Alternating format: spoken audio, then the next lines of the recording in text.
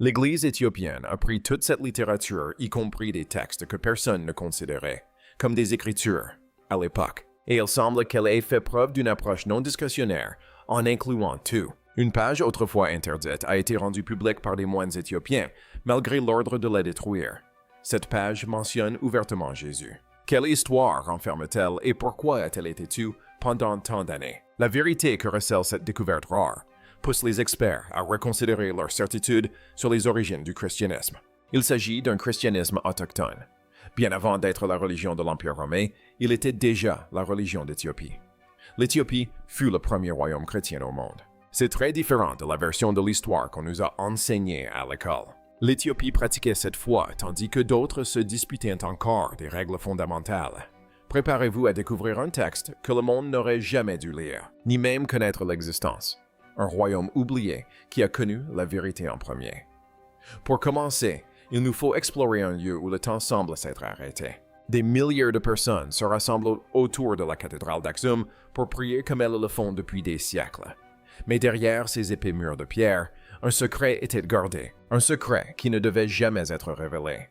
Pendant longtemps, des ordres ont été donnés pour que certains textes disparaissent à jamais. Les personnes au pouvoir voulaient une version de l'histoire, et cette page ne correspondait pas à ce récit. Mais les moines d'Éthiopie sont célèbres pour une chose. Ils protègent jalousement les secrets, les mettant à l'abri de toute tentative de destruction. Ils considèrent ces écrits comme plus précieux que l'or, voire que leur propre vie.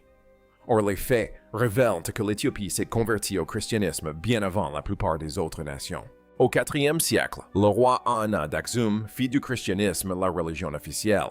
Cet événement survenu entre 320 et 330 est capital, car il place l'Éthiopie à l'avant-garde de l'histoire de la foi. Souvent négligé, ce pan de la chronologie est pourtant fondamental. Rome n'a adopté le christianisme comme religion officielle qu'en 380. L'Éthiopie avait donc plus de 50 ans d'avance sur l'Empire romain. Tandis que les dirigeants romains débattaient encore des croyances à adopter ce royaume africain, les vivaient déjà au quotidien. Cela remet en question l'idée reçue selon laquelle Rome serait le berceau du christianisme.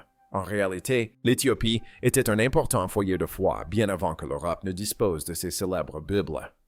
Nous en avons la preuve concrète dans les évangiles de Grama. Ce sont des livres anciens, écrits à l'encre d'or, dans une langue appelée Wa. Des experts de l'Université d'Oxford les ont étudiés et ont conclu qu'ils comptent parmi les plus anciens au monde. Certaines pages remontent à l'an 390. Ce ne sont pas de simples livres anciens, mais de magnifiques œuvres d'art qui témoignent d'une culture riche et intelligente. Cette culture n'avait pas besoin de l'aide de l'Europe pour comprendre le message de Jésus. Elle possédait ses propres enseignants et ses propres artistes bien avant le début du Moyen Âge. L'Éthiopie était une puissance majeure dotée de sa propre monnaie et de solides relations commerciales avec le reste du monde. Ce n'était pas un peuple faible en quête d'approbation. C'était un des chefs indépendants qui savaient précisément ce qu'ils faisaient de leur foi et de leur culture. Cette indépendance explique leur développement si singulier. Ils utilisaient leur propre langue et leurs propres symboles pour parler de Dieu, et ils ont préservé leurs livres, alors que tous les autres les perdaient dans les guerres ou les incendies. Alors que d'autres voyaient leurs bibliothèques partir en fumée, les moines des montagnes recopiaient inlassablement ces pages à la main. Ils veillaient à ce que les voix du passé ne soient jamais réduites au silence. C'est pourquoi les chercheurs sont si stupéfaits aujourd'hui.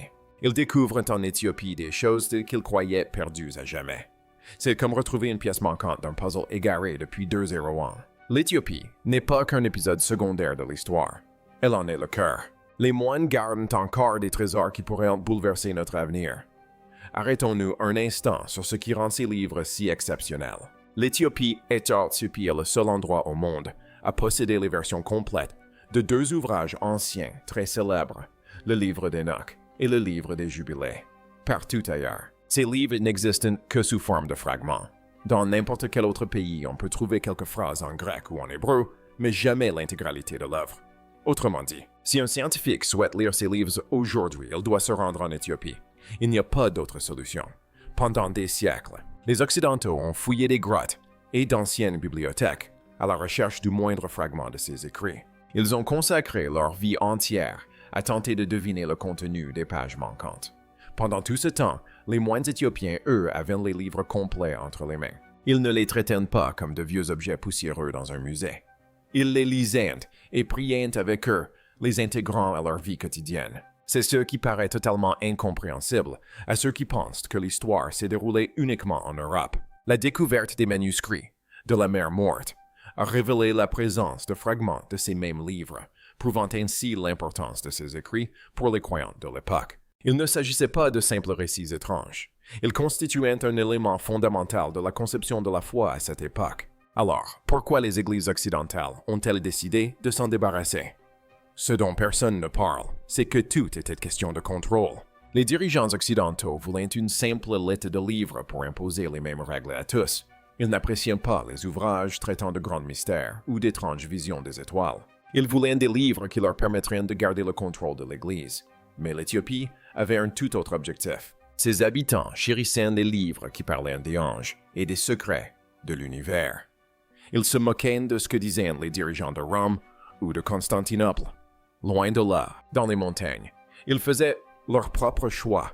Ces livres ont transformé la vision du monde des Éthiopiens. Ils percevaient l'univers comme un lieu empli de merveilles et de puissance spirituelle. Il ne s'agit pas simplement de vieux papiers. Il s'agit de la manière dont toute une culture a préservé une pensée différente. Ils ont protégé ces livres des guerres et des luttes politiques qui ont presque tout détruit en Europe. Tandis que les archives occidentales étaient altérées ou brûlées, les moines éthiopiens les conservaient précieusement dans des coffres en pierre. Aujourd'hui, les plus grands esprits du monde admettent enfin la nécessité de ces textes éthiopiens pour comprendre le passé. Sans ces livres, nous n'aurions que la moitié de l'histoire.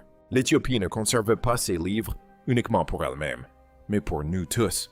Attendez de découvrir ce que Jésus aurait enseigné durant ces 40 derniers jours, des paroles que Rome a tenté de dissimuler. Ceci nous amène au prochain grand mystère, un livre appelé le Mashakadan, connu sous le nom de livre de l'Alliance, le Matanikidan. Il ne s'agit pas d'un livre comme les autres. La tradition éthiopienne affirme que ce texte relate les enseignements de Jésus à ses disciples durant les 40 jours qui ont suivi sa résurrection et précédé son ascension au ciel. La plupart des gens l'ignorent.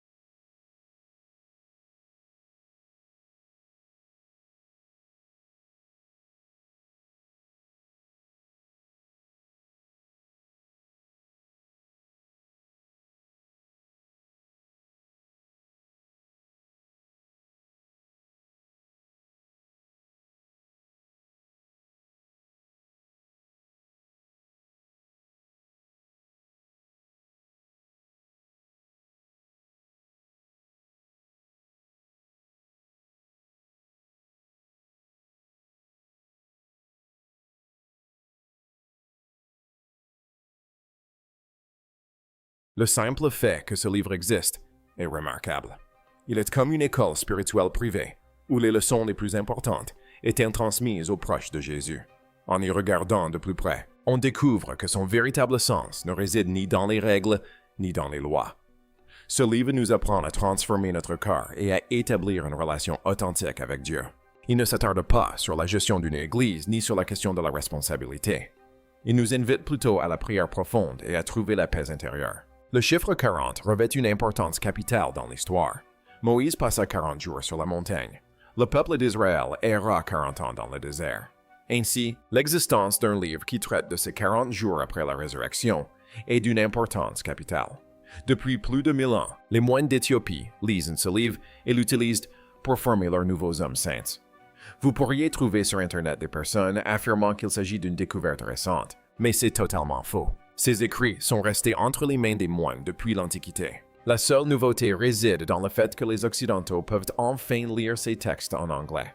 Mais même aujourd'hui, nous ne disposons pas d'une traduction parfaite qui en explique tous les aspects. Les érudits reconnus s'efforcent encore de saisir pleinement ce que l'Église éthiopienne sait depuis très longtemps. Cela montre que la foi s'est développée différemment selon les lieux. En Occident, tout était question d'organisation et de pouvoir. Mais en Éthiopie, c'était l'esprit et le cœur qui comptaient. Ils n'ont jamais eu à obéir aux ordres d'un roi de Rome. Ils ont toujours été libres de conserver les livres qu'ils aimaient. Les enseignements de ce livre sont à la fois très pratiques et très profonds. Ils indiquent précisément comment se tenir debout et comment prier pour ressentir la présence des anges. Ils expliquent comment le monde apparaît différemment lorsqu'on comprend que la vie est éternelle. Le ton du livre est empreint de douceur et de réconfort. Il ne cherche pas à effrayer, mais à montrer un chemin de vie meilleur. Pour les moines des montagnes, ce mode de vie était primordial. Ils protégeaient ces instructions car ils croyaient qu'elles provenaient directement de Jésus. Et grâce à leur fidélité inébranlable, nous pouvons encore lire ces mots aujourd'hui. Le fossé entre Rome et l'Afrique est bien plus grand qu'on ne l'imaginait. Un peu plus tard, la situation est radicalement différente lorsqu'on compare l'Éthiopie au reste du monde. L'histoire ne s'est pas déroulée en ligne droite. Elle s'est scindée en deux voies bien distinctes. L'une était menée par Rome, l'autre par l'ancienne cité d'Aksum. Toutes deux cherchaient à répondre aux mêmes grandes questions, mais leurs réponses différaient considérablement. Dans le monde romain, la foi était devenue un enjeu d'ordre et d'unité. Les dirigeants de cette région voulaient s'assurer que tous les habitants de leur vaste empire partageaient les mêmes convictions. Ils devaient maintenir l'ordre pour se conserver au pouvoir. C'est pourquoi ils organisèrent de grandes réunions et dressaient des listes de livres autorisés et interdits. On raconte souvent que le concile de Nica en 325 a sélectionné les livres de la Bible, mais c'est inexact. Cette réunion portait principalement sur l'identité de Jésus. La liste définitive des livres bibliques, en Occident, n'a été établie que bien plus tard.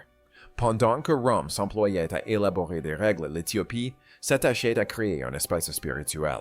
Loin de se préoccuper de bâtir une organisation tentaculaire, elle aspirait à un lien direct avec le sacré, car elle n'avait jamais été soumise à Rome ni à aucune puissance européenne. Elle pouvait ainsi préserver sa propre pensée. Ils conservaient des livres comme le livre d'Enoch et le livre d'Alliance, car il leur parlait profondément. Dire que c'était un choix important est un euphémisme. Il a changé toute l'histoire de leur nation. Leur liste de livres sacrés est bien plus longue que celle utilisée en Occident. Il comprend de nombreux écrits que les dirigeants occidentaux ont décidé d'omettre. Ce n'était pas parce que les livres étaient mauvais, mais parce qu'ils ne correspondaient pas au modèle romain d'une Église stable. L'Éthiopie ne souhaitait pas instrumentaliser sa foi à des fins politiques. Elle désirait les livres qui évoquaient les visions et les profonds mystères de Dieu. Ce choix était délibéré. Il n'était pas fortuit. Il savait que ces livres étaient importants pour l'homme. Aujourd'hui, cela compte plus que jamais. Nombreux sont ceux qui se lassent des traditions occidentales et qui aspirent à quelque chose de plus authentique et de plus personnel. Ils commencent à s'intéresser au chemin emprunté par l'Éthiopie depuis 17 siècles. Les manuscrits homosexuels et les bibliothèques de montagne ne sont pas de simples reliques anciennes. Ils sont comme une carte qui nous révèle une autre voie spirituelle. Ils nous montrent qu'il n'est pas nécessaire d'un système tentaculaire pour trouver la vérité. Il suffit de trouver les mots justes et d'avoir un cœur prêt à écouter. L'Éthiopie est restée fidèle à cet idéal, tandis que tous les autres s'employaient à bâtir des empires. Et maintenant, le reste du monde commence enfin à comprendre la valeur de ce qu'ils ont préservé. Se pourrait-il que nous ayons suivi une version erronée de l'histoire pendant près de 2 ans? À quoi ressemblerait votre vie si vous aviez connu ces secrets ancestraux dès le départ? Partagez votre avis dans les commentaires ci-dessous. Si vous souhaitez découvrir d'autres mystères de ce genre, n'hésitez pas à aimer cette vidéo et à vous abonner à la chaîne pour ne rien manquer des histoires fascinantes qui explorent les aspects cachés de notre monde.